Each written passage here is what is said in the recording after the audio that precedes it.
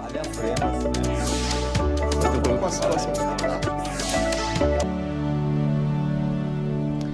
A lei que garante às mulheres mastectomizadas o direito de ter suas mamas reconstruídas no mesmo ato cirúrgico completa 5 anos. E este é o assunto do programa Em Discussão Saúde de hoje, reconstrução mamária. Para essa conversa, eu recebo a doutora Camila Naif, que é cirurgiã plástica e autora do livro Perdi Minha Mama e Agora, e o doutor Alexandre Jubran, advogado. Bom, sejam bem-vindos aqui à TV Alesp. Obrigado. Bom, doutora, eu queria que o senhor explicasse para a gente exatamente o que contempla a lei. A lei ela assegura o direito para as mulheres que foram diagnosticadas com câncer de mama e tiveram que fazer a retirada de um seio ou dos dois, garante a cirurgia plástica reparadora, né? Certo.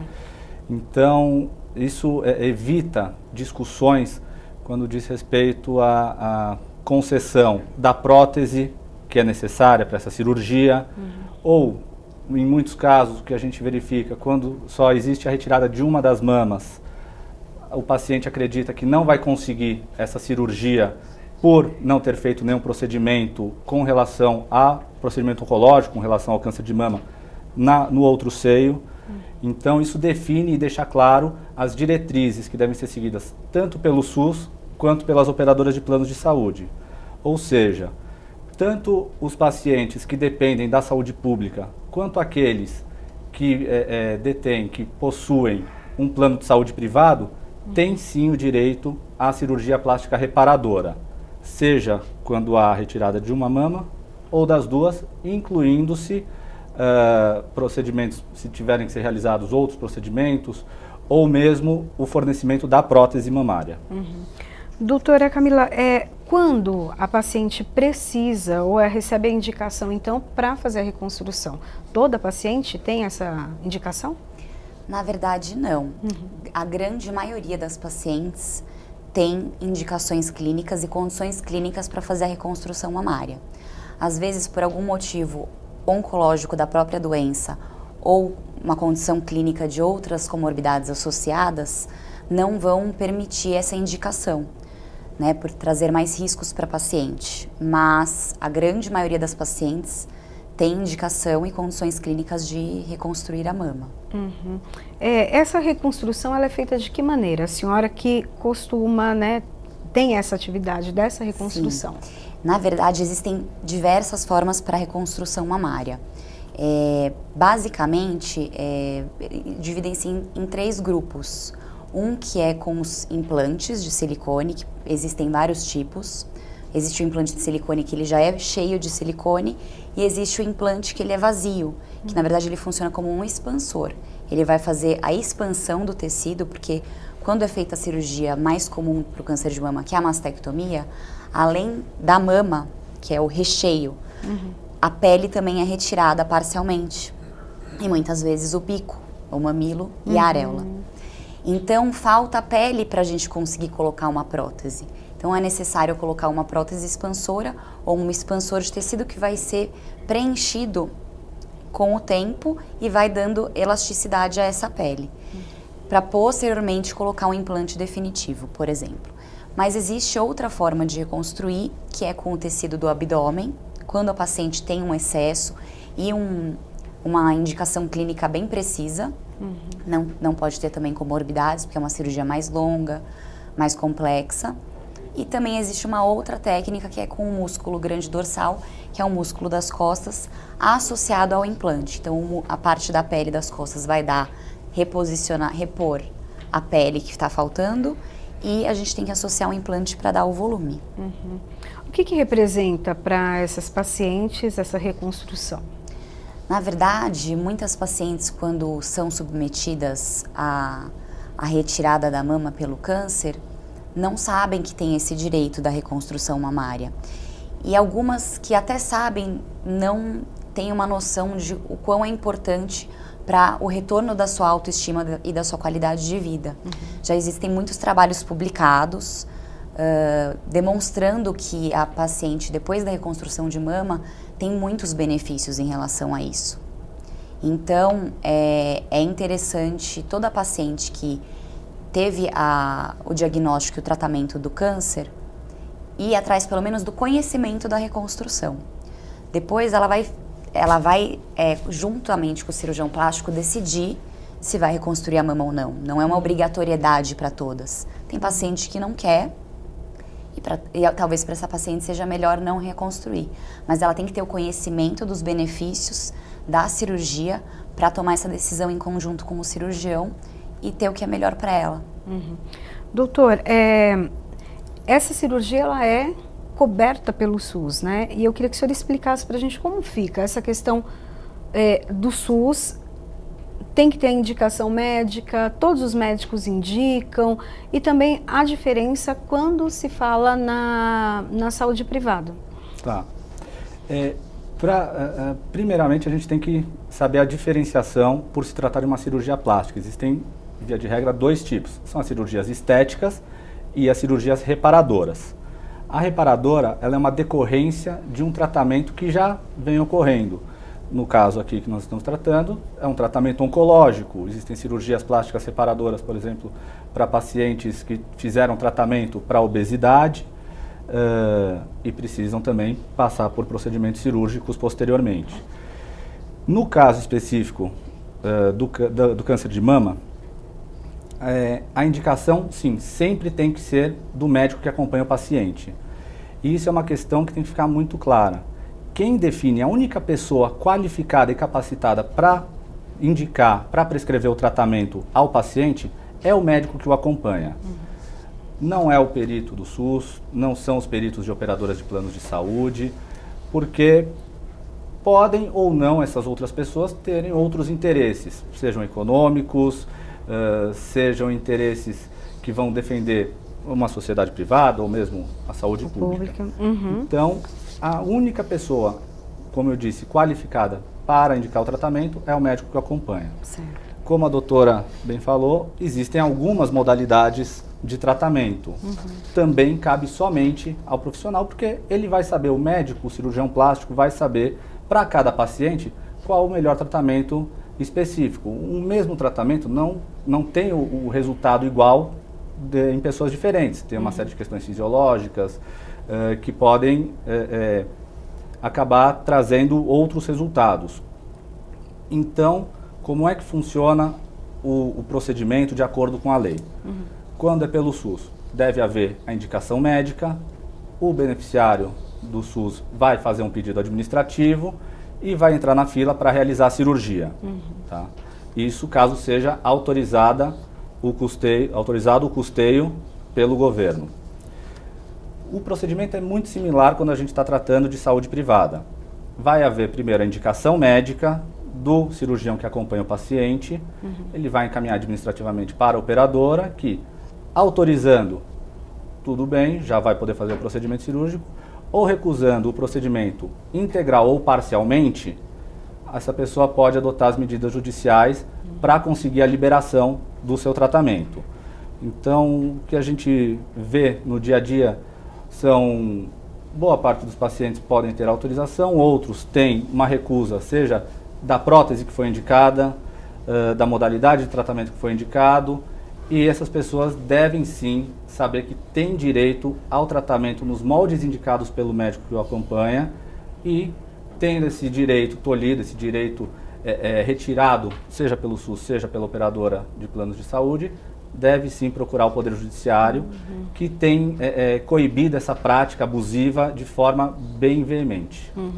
Até o que eu ia perguntar para o senhor já começou a responder, mas eu queria até que o senhor aprofundasse um pouco mais o assunto, que a doutora falou de alguns procedimentos, né? Então, procedimento que pode colocar uma prótese, o outro que eu acredito que demore um pouco mais, aquela prótese que é vazia, e que é o expansor, para depois colocar então uma prótese, né? Ou aquele outro que precisa fazer uma retirada de uma outra parte do corpo para fazer um preenchimento, que eu acredito que seja até mais invasiva, né, uma cirurgia dessa. O que o médico indicar é o que vai ser liberado, é o que vai ser feito, porque a gente sabe que às vezes os planos de saúde eles dão uma limitada no atendimento, né? só cobre se for assim, só cobre se usar este equipamento. Como que funciona nesse caso? Respondendo a sua pergunta, sim. O que o médico indicar é o que tem que ser custeado. Por quê? Ele não está fazendo uma indicação, não está prescrevendo determinado procedimento porque ele acha que é mais fácil, mais legal. Ele está prescrevendo porque para aquele paciente, ele entende ser o tratamento que vai trazer o melhor resultado. Tá? É claro que o que a gente não pode, isso nem judicialmente um paciente conseguiria, um exemplo, o médico indicar uma prótese de uma marca determinada. Não, ele tem que indicar o modelo da prótese que vai ser necessária no tratamento e aí o convênio vai buscar nos seus fornecedores qual seria, provavelmente com um custo mais baixo, mas de acordo com as diretrizes dadas pelo médico. Então, o que a gente costuma dizer é que a indicação, o poder da caneta está nas mãos do médico porque é ele que estudou, é ele que sabe o melhor tratamento, não sou eu, não é o perito do plano, que pode também ser médico, mas como eu falei, ele pode ter outros interesses, e sim o médico que está acompanhando, está vivenciando o tratamento junto com o seu paciente, cabe somente a ele indicar o tratamento. Doutora, no seu dia a dia você percebe essa liberação para o seu pedido, né? Eu falo isso até porque nós já fizemos um programa aqui que o médico explicava que ele precisava de um determinado parafuso para fazer uma cirurgia, se eu não me engano era no joelho, de um paciente, mas era exatamente um que tinha uma rosca diferenciada e tal, e o convênio negou, né? E daí, assim, isso acontece também no caso da prótese, eu acredito que tenham próteses diferenciadas? Sim. Então, na verdade, o que a gente indica o procedimento ideal para aquela paciente, porém, já conforme foi liberado pela lei esses procedimentos, existem códigos, que são os códigos AMB. Então, são códigos que a gente solicita ao procedimento que já está cadastrado. E esses códigos não dependem de cada operadora ou do SUS. São códigos universais, né? Certo. Tanto para todas as operadoras como para o SUS. Então, esses códigos a gente solicita um número quando pede a cirurgia, justifica, né? Fala o quadro da paciente e aquele código já está automaticamente liberado para a paciente que tiver a indicação, que essa indicação vai ser médica. Certo. Então, eu não posso, vamos supor que eu descobri uma técnica nova de reconstrução de mama e eu acho que é maravilhosa para uma paciente que eu acabei de atender. Mas essa técnica é nova, ela ainda não está tabelada, ela ainda não está liberada. Se eu solicitar, não tem nem como eu solicitar, né? Porque hoje em dia tudo é sistema, eu não consigo nem achar o número. Entendi. Então, se por um acaso, algum momento aparecer algum caso muito raro, que eu tenho que fazer uma cirurgia que não está na tabela, eu vou ter que fazer um pedido especial, seja para o SUS ou seja para a operadora, correto, né, doutora? Sim. Então, geralmente é isso. Existem diversas próteses mamárias, existem próteses um pouco mais tecnológicas, com formatos mais específicos, que muitas vezes também não estão naquele hall de possibilidades. Mas não são, assim, coisas fundamentais para aquela reconstrução na maioria das vezes. Se por um acaso o médico julgar essencial aquele material que não está tabelado, a gente pode fazer uma solicitação e aguardar a resposta. Certo. O que existe hoje, né? O que é liberado hoje, é suficiente? Os procedimentos, eles são suficientes para atender? Sim, são suficientes. Com o que a gente tem hoje em dia liberado pelo SUS para o convênio, que são as mesmas coisas, dá para fazer reconstrução mamária nas pacientes com uma qualidade boa e devolvendo a qualidade de vida a elas. Então, por isso que eu acredito que realmente as pacientes têm que procurar, no mínimo, entender sobre esse procedimento para depois decidir se quer ou se não quer fazer sua reconstrução. Ok. Doutora, eu tenho aqui o texto da lei, que é 12.802 de 2013, diz assim, que garante às mulheres mastectomizadas o direito de ter suas mamas reconstruídas no mesmo ato cirúrgico. Fica restrito só então quando vai fazer a cirurgia, né, que é a retirada da mama e já faz a reconstrução, ou se ela decide tempos depois, anos depois, ela ainda tem esse direito? Tem. Esse é um direito que ela tem, que foi ampliado para que seja no mesmo procedimento, para que seja feita só uma intervenção cirúrgica. Em alguns casos, quando não há ou comorbidades ou de repente algum agravamento clínico, ela já vai poder fazer no mesmo procedimento. O fato de a lei autorizar a realização da reconstrução mamária já na primeira cirurgia não impede que ela faça posteriormente.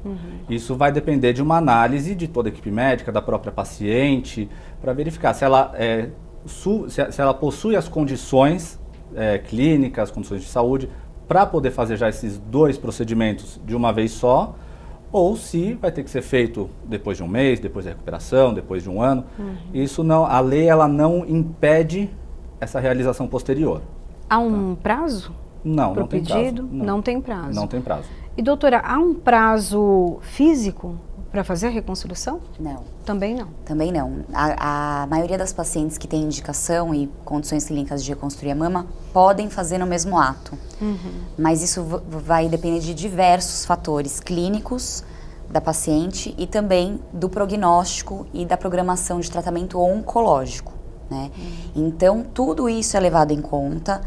É necessária uma conversa do cirurgião plástico com o mastologista, estarem alinhados com esse tratamento e de acordo, para fazer essa reconstrução da melhor forma, ou imediata ou tardia. Existem vários prós e contras de ambas as indicações, né? Então, via de regra, é melhor fazer a reconstrução imediata, porque a paciente ela não vai ter aquele contato da vida dela sem a mama, mas ela vai ter a comparação da mama que era de verdade com uma mama que agora é uma mama diferente, né? Não é igual à mama, a mama nunca vai ser idêntica, mesmo após a reconstrução. Então, às vezes ela tem uma dificuldade um pouco maior de aceitar aquela diferença da mama para a mama real, antes da cirurgia. Diferente das pacientes que fazem a reconstrução tardia, que convivem um tempo sem a mama, e aí, quando elas reconstroem, elas valorizam um pouco mais, né? Mas isso não indica a paciente ou contraindica de fazer imediatamente a reconstrução. O ideal, quando possível, é fazer imediato. Mesmo que a paciente precise fazer os procedimentos depois da cirurgia, por exemplo, Sim. a radioterapia e a quimioterapia? Sim, é possível fazer a reconstrução mamária, mesmo com essas indicações posteriores. Mas isso tudo vai ser levado em consideração, o tipo de reconstrução, né? E realmente esse prognóstico, essa programação oncológica. Tudo isso vai ser analisado para decidir se vai fazer a reconstrução imediata ou tardia.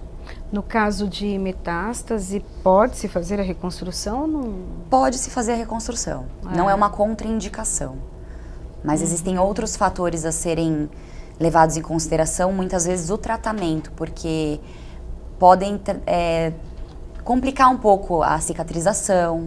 Você também não pode, quando a gente faz uma reconstrução mamária, para intervir com alguns procedimentos para o tratamento oncológico, é preciso esperar a cicatrização. Então você às vezes não pode esperar uma cicatrização para entrar com um tratamento oncológico, que é prioridade nesse caso.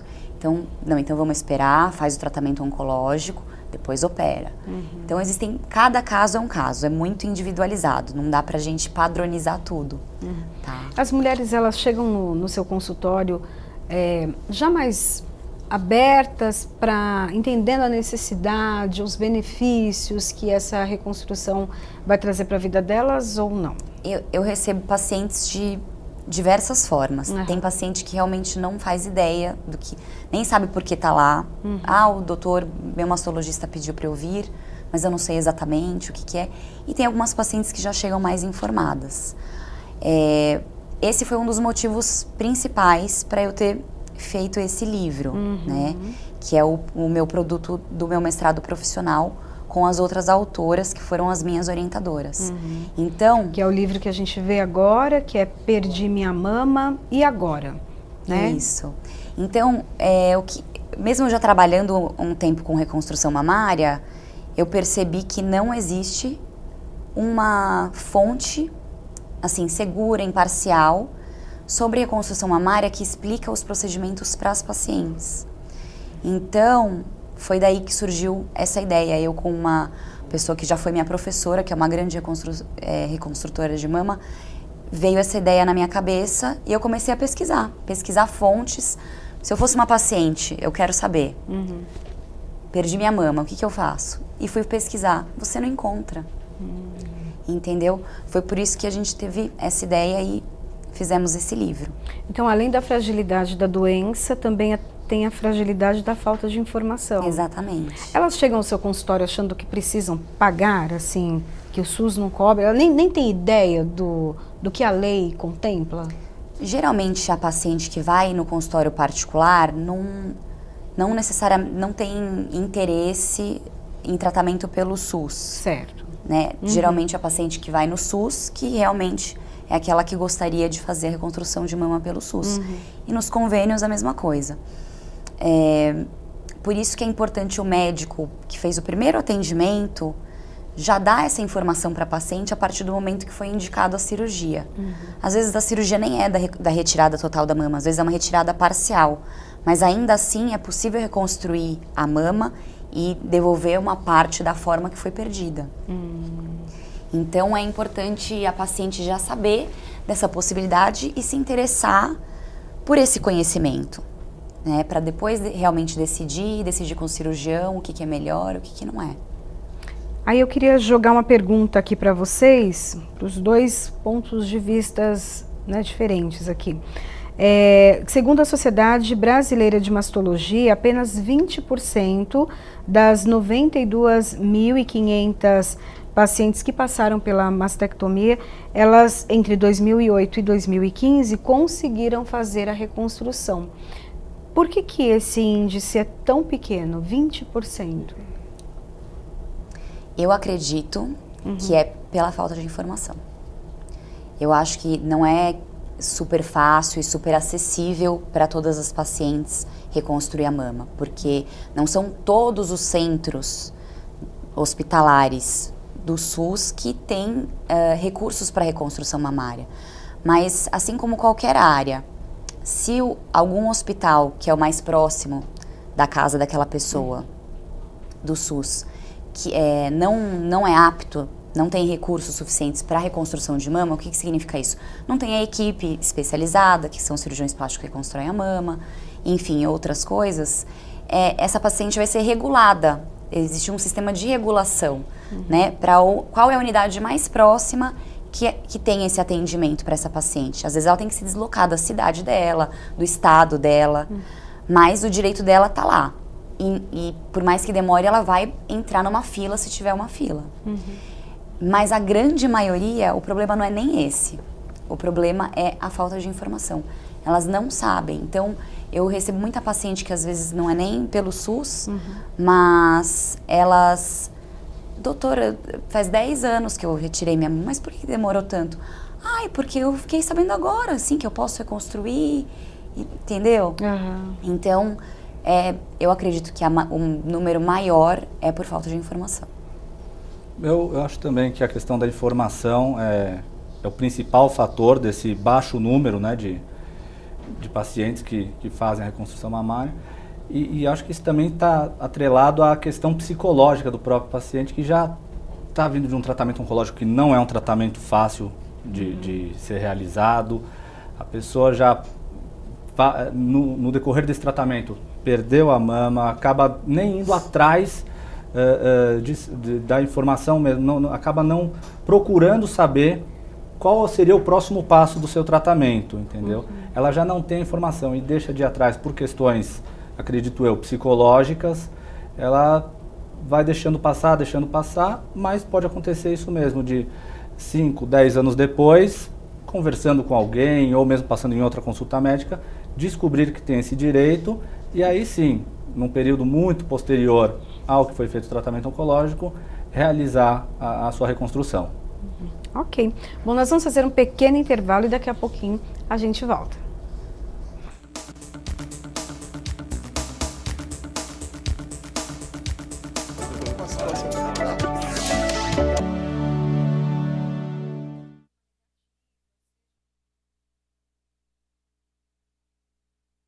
nossos consultórios. O programa Em Discussão Saúde está de volta. O tema hoje é reconstrução mamária. Doutor, se a pessoa quer fazer a reconstrução, mas por algum motivo teve uma negativa, tanto pelo SUS quanto pelos planos de saúde, o que ela faz? Qual o procedimento? O primeiro passo é juntar toda a documentação para comprovar que essa cirurgia decorre de um tratamento oncológico, ou seja, que é uma continuação do tratamento que ela já vem se submetendo. Se possível, se o SUS ou a operadora fornecer essa negativa, justificando os motivos, não é? Também pegar esse documento, procurar um advogado especializado nessa área de saúde, para que ele possa, em posse desses documentos, demonstrar para o juiz que trata-se de uma cirurgia reparadora e não uma cirurgia plástica estética, que os materiais que estão envolvidos, que também podem ser motivo de negativa, a parte dos materiais, são essenciais e necessários para o sucesso do procedimento que vai ser realizada e, consequentemente, propor uma ação para buscar judicialmente a liberação do procedimento. O que se busca nessa ação que seria proposta? Que o juiz determine ao poder público ou operadora de planos de saúde que haja o custeio integral do tratamento que consiste na cirurgia plástica de reconstrução mamária. Tá? Deixando muito claro que ela é uma continuidade do tratamento oncológico. Então, essa cirurgia está intimamente ligada ao tratamento para o câncer que essa paciente teve. Tá?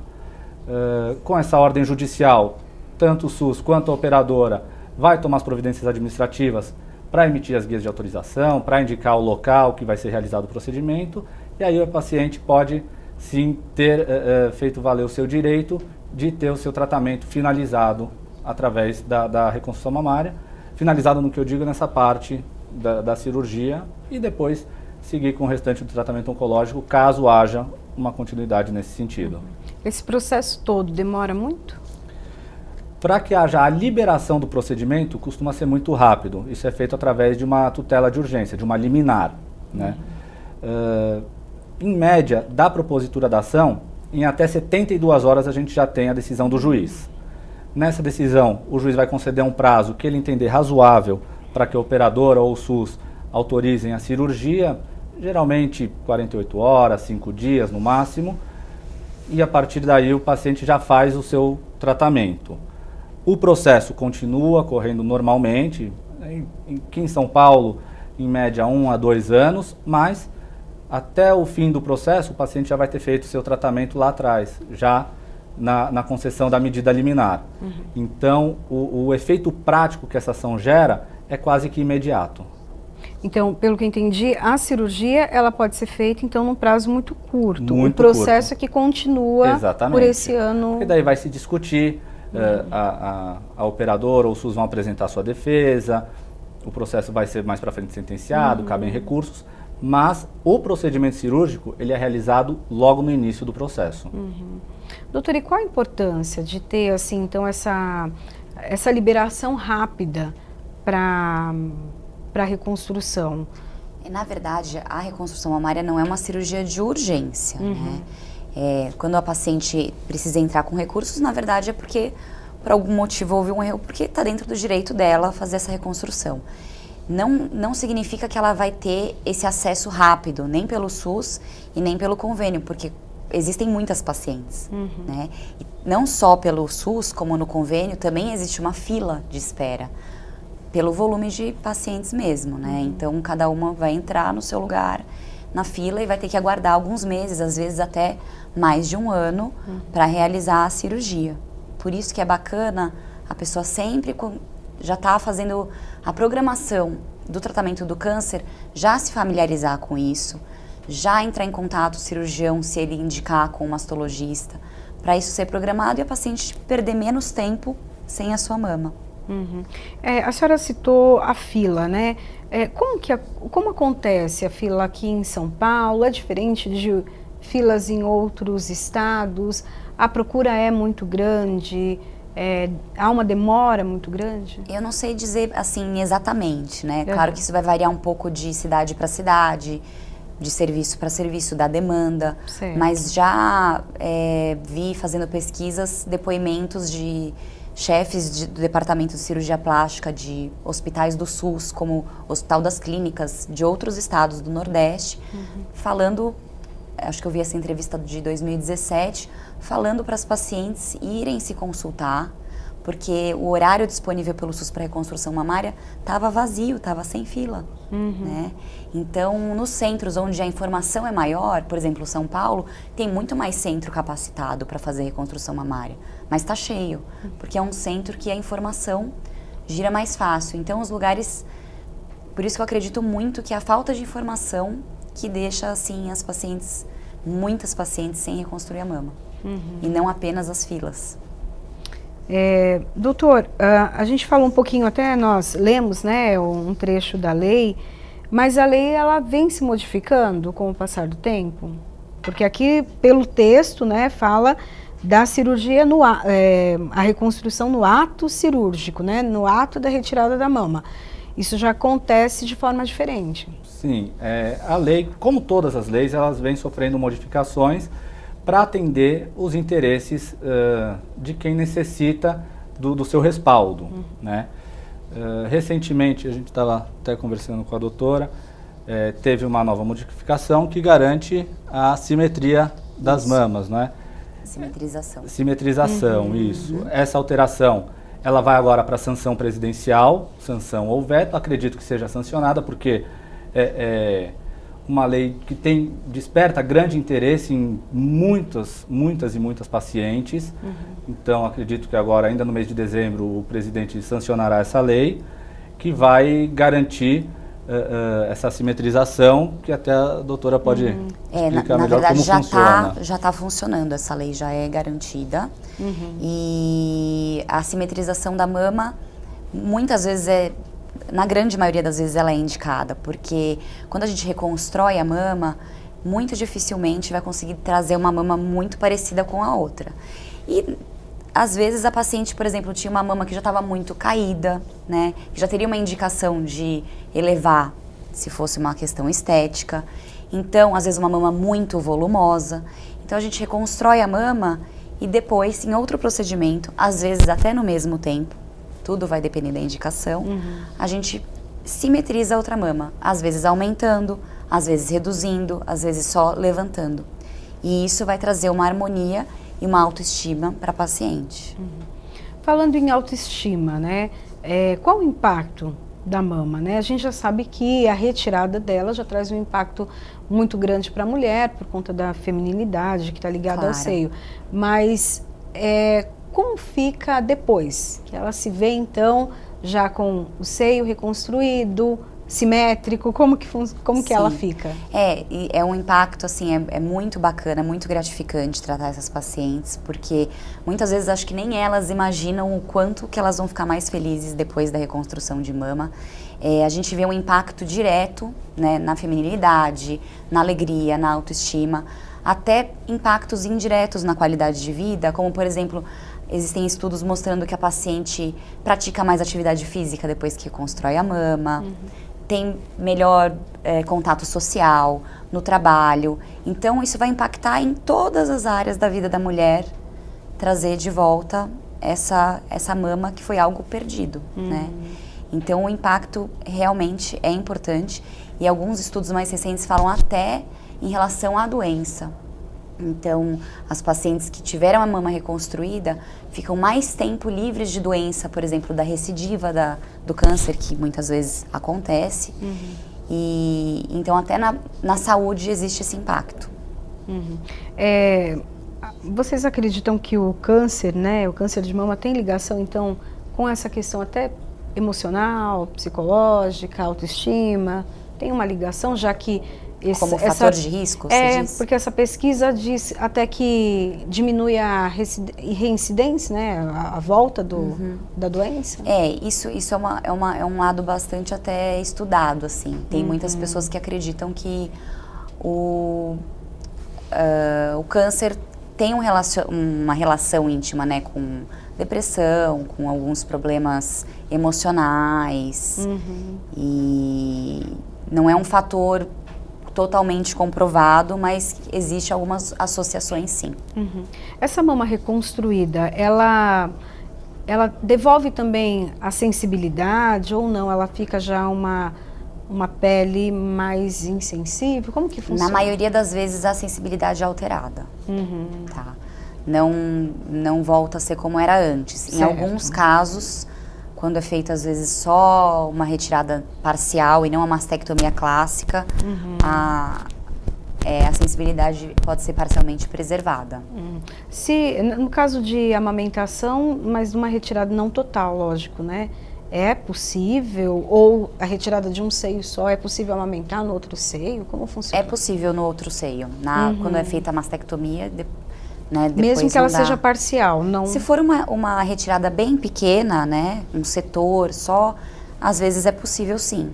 Da mesma forma que quando a gente faz uma cirurgia de redução de mama, a paciente pode amamentar normalmente. Não há riscos? O risco sempre existe, né? Não tem como a gente comprovar. Certo. Porque não é possível fazer um estudo, já que algumas pacientes que nunca operaram a mama não conseguem amamentar. Então não dá para você comparar, né? Tem gente que operou a mama e amamenta, tem gente que não operou, que não amamenta. Então é difícil fazer essa relação.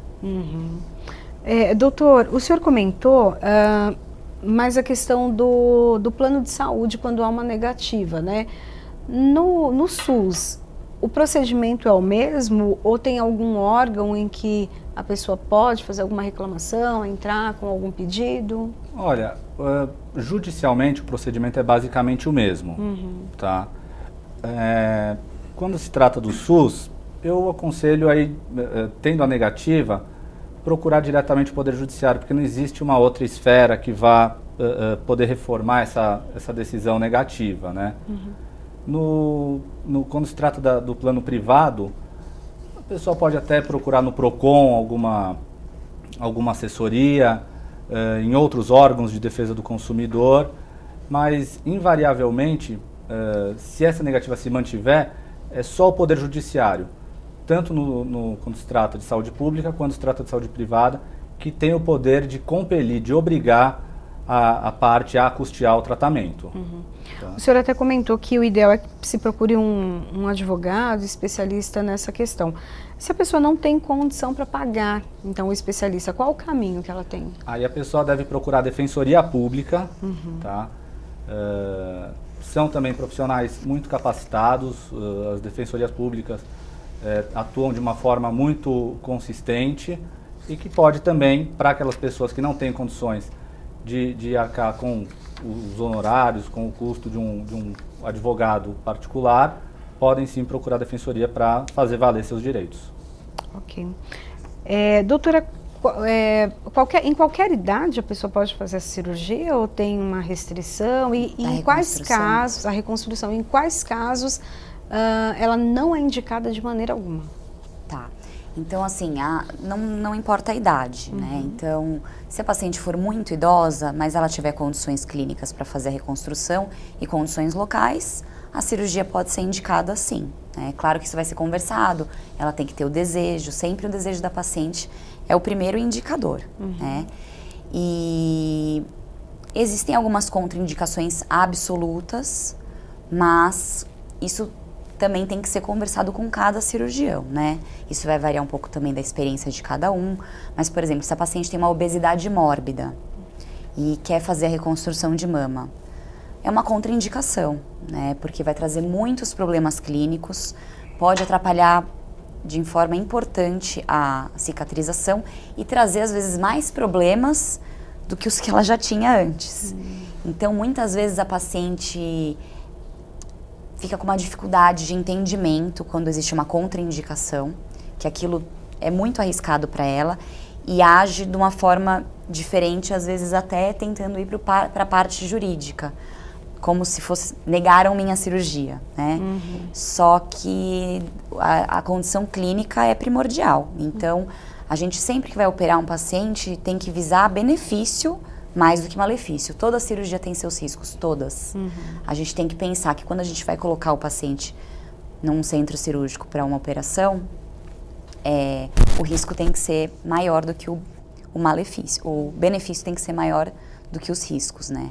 Então, isso a paciente também tem que ter consciência.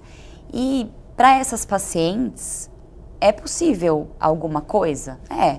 Existem no mercado sutiãs específicos, né? Existem roupas de banho hoje em dia, tem lojas lançando moda para quem teve mastectomia, quem não tem a mama, entendeu? Existem mamilos artificiais de plástico, que são idênticos a um mamilo normal.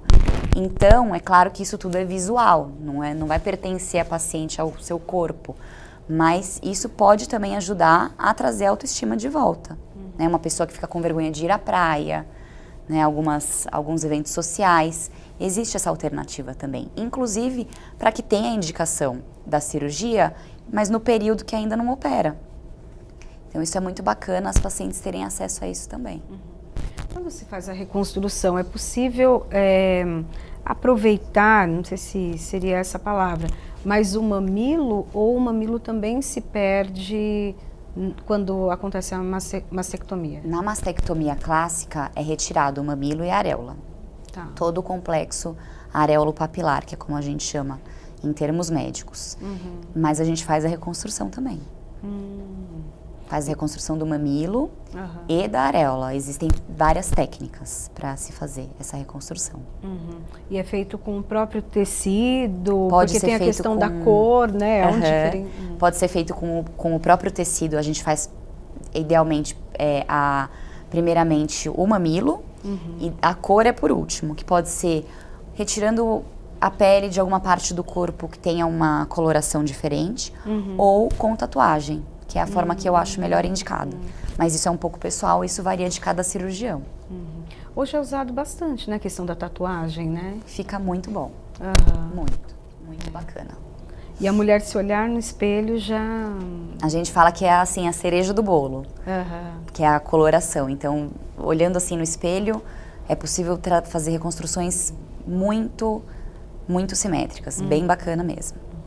Doutora, vamos falar um pouquinho mais do livro? Vamos. Né? Então, perdi minha mama e agora?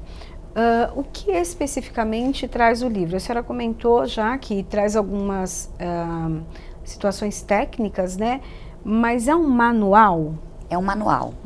O objetivo é dar informação técnica, mas com termos mais habituados para a população não médica, para um melhor entendimento das pacientes. Então, ele é um manual que informa sobre os tipos de reconstrução, sobre os termos que os médicos utilizam. Então, é realmente para a paciente entender tudo sobre reconstrução de mama e também cita um pouco dessa questão das vestimentas específicas que eu te falei para as pacientes que não podem reconstruir a mama. Né? Fala um pouco das pacientes que têm algumas doenças que podem atrapalhar, o que a gente pode controlar clinicamente para uma cirurgia que inicialmente não pode ser feita, poder ser feita. Então, esse livro é realmente informativo, tá? Ele está disponível na forma física e na forma digital. Para quem quiser o livro físico, né, que ele é em papel, dá para fazer anotações, é interessante a paciente anotar suas dúvidas e discutir com o seu médico. Ele não substitui nenhuma informação médica, mas ele ajuda bastante e facilita antes da consulta médica com o cirurgião plástico ou até depois. Então, para ter acesso a ele na forma digital, tem um site, né, que é o www.reconstruçãodemama.com. Dá para adquirir em PDF de forma gratuita. E quem quiser o livrinho, existem dois sites à venda, que é o site da editora, que é a editora Biblioteca 24 horas.com.br e o amazon.com. Doutora, a senhora comentou que tem algumas situações que impediriam essa reconstrução, mas que há também, durante o procedimento, o tratamento, mudar essa situação. Quais seriam esses? Se a paciente está com uma diabetes descompensada, e isso contraindica a cirurgia, ela pode a gente orienta, passe no seu médico clínico, no seu endocrinologista, enfim, o médico que está acompanhando esse quadro, para regularizar o controle da diabetes. Estando controlada, volta para a gente programar sua cirurgia. E assim como qualquer outra doença clínica. Que seriam quais as outras? Todas as doenças que uma pessoa pode ter, assim, de forma Pressão crônica, por exemplo. alta. Pressão alta, doença cardiológica, doenças autoimunes, doenças reumáticas, a obesidade, a paciente emagrecer, o tabagismo, a paciente parar de fumar. Então existem, por isso que eu digo, a maioria das pessoas podem fazer a cirurgia. Doutor Alexandre, a doutora Camila até comentou que existem algumas negativas, nem tanto por conta do convênio ou do SUS, mas pela indicação médica, né? Mas que ainda existem pacientes que não entendem, que não está na hora, ou que não podem, ou que não precisam mudar esses hábitos e querem, e entram na justiça para terem então essa reconstrução. São liberadas essas reconstruções? Olha, eu não indico propor ação de forma contrária à indicação médica. Mas existe? Tem gente que procura? Já tive muita procura para todos os tipos de procedimento. Certo. O paciente geralmente lê em algum site de buscas, ele acha um tratamento que ele mesmo entende ser o melhor tratamento para si. Quando vai passar com um profissional, quando vai passar com um médico, ouve algo contrário ao que seria do interesse dele, mas o médico, quando contraindica um procedimento, um tratamento, ele tem fundamentação para isso, né? Da mesma forma que cabe ao médico indicar o tratamento que deve ser custeado pelo SUS ou pelas operadoras, também compete ao médico dizer ao paciente, olha, não aconselho, você não está apto para esse tratamento, seja no momento, seja de uma forma contínua. E, no meu entender, cabe ao paciente compreender os motivos pelos quais ele não pode passar pela cirurgia e, na minha opinião, acatar, né? Todos esses pacientes que me procuraram, eu converso, eu explico que não adianta você querer forçar uma situação que não existe. Fala, não, eu quero porque eu sei que essa cirurgia vai ser boa para mim, porque é o que eu preciso, que é a próxima fase do meu tratamento. Mas se não tem indicação médica, não tem como falar em próxima fase do tratamento, entendeu? Ele precisa seguir estritamente o que o médico que está cuidando do seu caso passou para ele. Então, sinceramente, acredito que existam sim ações propostas nesse sentido. Nunca propus uma, porque eu acho que não adianta a gente ir de encontro com o que o médico está orientando, mas pode ser que sim, que existam ações de pessoas querendo tratamentos mesmo sem indicação médica, mas não acho que são ações que deem bons resultados, que são ações que demandem que na sua conclusão sejam julgadas de forma procedente. Bom, nós estamos chegando no final aqui do programa. Doutora Camila, um minutinho para suas considerações finais. Bom, eu queria dizer que estou muito feliz por ter sido convidada pelo programa, muito obrigada. Eu que agradeço. E, bom, acho que eu até já falei aqui, mas eu acho que o principal que eu acho que falta para essas pacientes é mesmo a informação. Então, eu oriento a todos os pacientes, na verdade, em todas as áreas, não só na área da reconstrução mamária, a tirarem suas dúvidas com os médicos, perguntarem, porque muitas vezes a pessoa fica até com receio de perguntar uma coisa que ela acha e não tem nada a ver, né? Então, perguntar para o seu médico já desde o início, doutor, eu vou ter possibilidade de fazer minha reconstrução mamária, aonde que eu posso procurar, que médico que eu posso procurar, em que centro, e ir atrás mesmo de todas as informações necessárias. Agora a gente tem disponível, né, com esse livro, então se a pessoa precisar de forma gratuita também tem acesso, e eu espero que isso traga um impacto para as pessoas a nível de informação e de saúde. Ok. Doutor? Em primeiro lugar, quero também agradecer muito o convite e dizer para todos os pacientes, todas as pacientes, né, no caso da reconstrução mamária, que vocês têm sim que saber dos direitos, dos tratamentos a que tem a possibilidade de pleitear. consultem sempre o seu médico, havendo qualquer tipo de negativa, de conduta negativa, seja pelo Estado, seja pela iniciativa privada. Vá atrás para saber se esse tratamento ele deveria ter sido custeado, se não deveria, se é algo que você pode ter, que vai resguardar a sua saúde. Busque saber, busque conhecimento e procure sempre um médico, um advogado, profissional na área para saber aquilo que você tem ou não direito. Ok, muito obrigada então pela participação de vocês aqui conosco. O programa Em Discussão Saúde fica por aqui. A gente se encontra na programação da TV Alesp e no nosso canal no YouTube. Até o próximo programa. Tchau, tchau.